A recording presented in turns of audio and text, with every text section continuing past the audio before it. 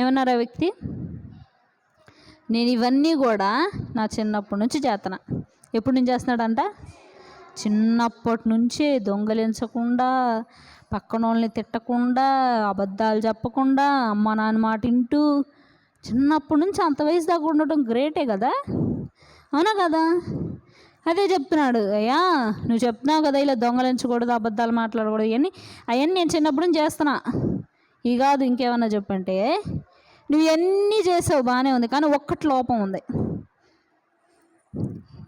ఏముంది? ఒక్కటి లోపం ఉంది. ఏంటంటే నీకున్నటువంటి ఆస్తి అంతా కూడా ఏం చేయాలి? అమ్మేసి బేదలకు ఇవ్వాలన్నాడు. యేసుక్రీస్తు ప్రభువారు ఏం చెప్పారు?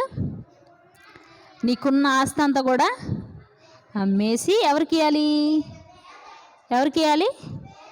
పేదలకి ఇచ్చేసేయాలి.